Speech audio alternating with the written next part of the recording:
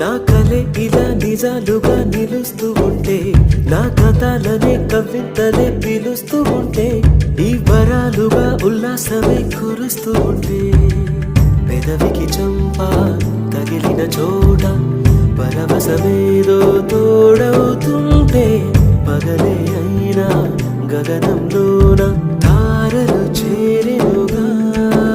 నిజంగా నేనేనా ఇలా నీ జతలో ఉన్నా?